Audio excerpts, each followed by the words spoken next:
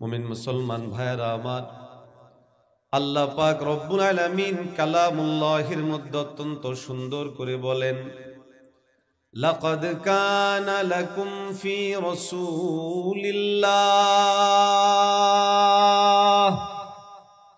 নিশ্চয়ই তোমাদের জন্য নবীজি মুহাম্মদুর রাসূলুল্লাহ সাল্লাল্লাহু আলাইহি ওয়াসাল্লামের জীবনের মধ্যে রয়েছে উত্তম আদর্শ ঘোষণাকার। নবীর আদর্শ বলতে আমরা কি বুঝি? নবী আমাদের জন্য আদর্শ, আদর্শটার ব্যক্তি কতটুকু, সীমা কতটুকু, পরিধি কতটুকু। পশ্চিমা বিশ্ব ও তাদের দোসরেরা ইসলামের একটা জায়গায় তাদের তেমন কোনো আপত্তি থাকে না, সেটা হলো নিছক যদি ধর্মকর্ম পালন, তাদের ভাষায় নামাজ, রোজা, হজ, যাকাত, এই লেভেলের যেটা নিছক ব্যক্তিগত ধর্ম পালন, এগুলোতে তাদের খুব বেশি মাথা ব্যথা হয় না।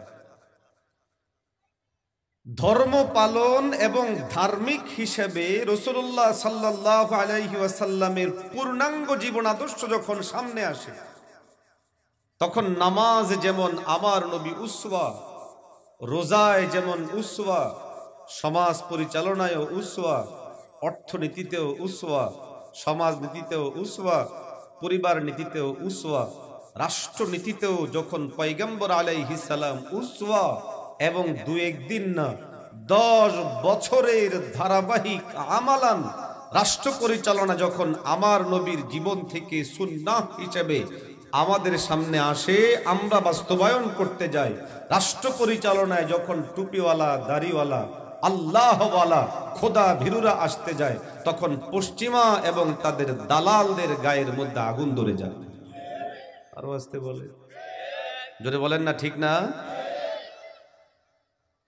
অথচ এই জায়গাটায় যদি ইসলামকে ধারণ করা যায়, পালন করা যায়, তাদের প্রদত্ত প্রেসক্রিপশন যেটা ধর্মকে কর্ম থেকে আলাদা করে ধর্মকে নির্দিষ্ট জায়গা পর্যন্ত সীমাবদ্ধ করে ফেলা, এখান থেকে যদি বের হওয়া যায়, তো সেটা শুধুমাত্র মুসলমানদের জন্যই না কল্যাণ নয়, বরং সারা পৃথিবীর জন্য কল্যাণ রেখে দিয়েছেন আল্লাহ। কে রেখে দিয়েছে? যদি বলেন কে রেখে দিয়েছেন? কিন্তু পশ্চিমাদের এবং কুফফারদের বড় একটা টুপের জায়গা হলো আল ফাসলু বাইনাদ দীনি ওয়াদ দুনিয়া, দ্বীনকে দুনিয়া থেকে আলাদা করা, ধর্মকে কর্ম থেকে আলাদা করা।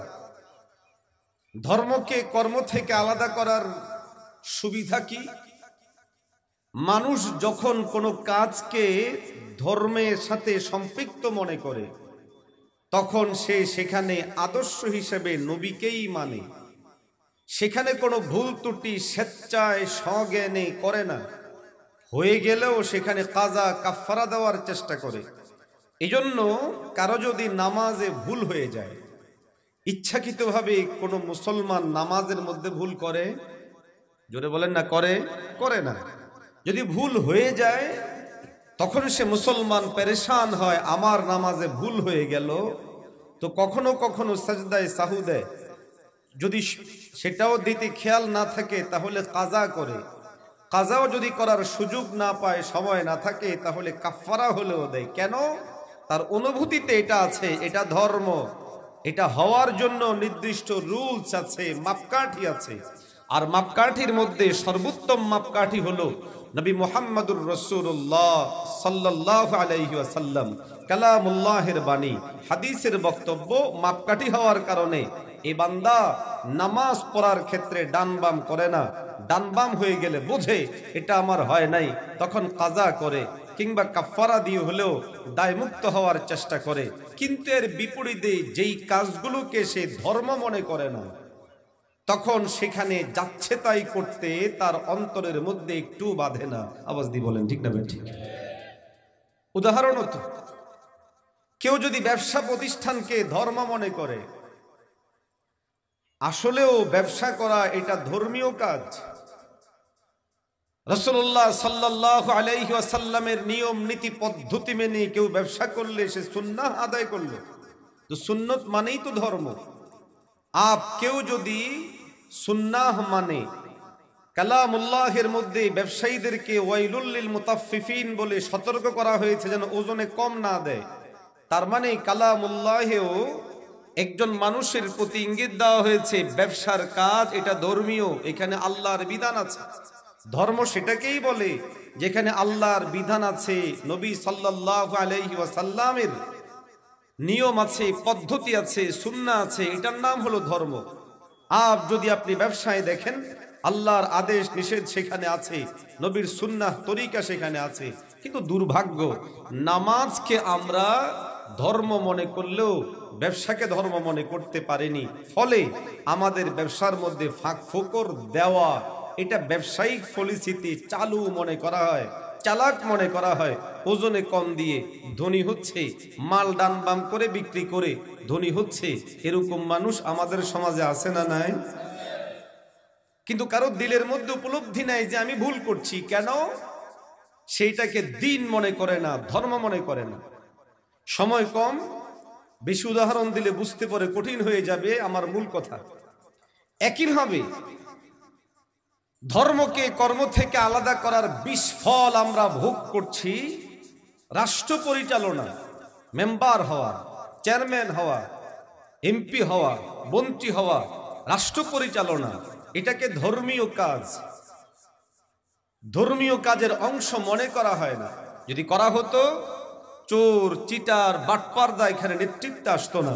কিন্তু যখন এটাকে ধর্মীয় কাজ মনে করা হচ্ছে না, তখন চোরদের নেতৃত্ব প্রতিষ্ঠিত হয়, ডাকাতদের নেতৃত্ব প্রতিষ্ঠিত হয়, বাটপারদের নেতৃত্ব প্রতিষ্ঠিত হয়। সমাজের মধ্যে যেটা সবচেয়ে বেশি ঘৃণিত, এটা নেতৃত্বের আসনে অধিষ্ঠিত হতে পারে। জোরে বলেন ঠিক না ঠিক? এই জন্য ব্যাপকভাবে আমাদের সমাজে ছড়িয়ে দেওয়া হয়েছে ধর্ম ও রাজনীতি ভিন্ন জিনিস। একটা পর্যায়ে এসে এদেশ থেকে ধর্মীয় রাজনীতিকে নিষিদ্ধ করার চেষ্টায় ধর্মীয় রাজনীতি, ধর্মের নামে রাজনীতি ইত্যাদি শব্দগুলোকে কলঙ্কিত করে চেষ্টা করা হয়েছে নিঃশেষ করে দেওয়ার জন্য। আল্লাহর বড় মেহেরবানি, আকাশ থেকে সেই কালো মেঘ নেমেছে, তবে এখনো পর্যন্ত শেষ হয়নি। আমাদের দায়িত্বের জায়গা হলো তৃণমূল থেকে শুরু করে সেন্ট্রাল পর্যন্ত এদেশের 90% মুসলমানের হৃদয়ে এই কথা বসাতে হবে, ধর্ম ছিল, ধর্ম আছে, ধর্মীয় রাজনীতি ছিল, আছে। এই রাষ্ট্র 90% মুসলমানের দেশে ইসলাম অনুযায়ী আগামীর বাংলাদেশ পরিচালিত হবে। জোরে বলে ঠিক না বেটে?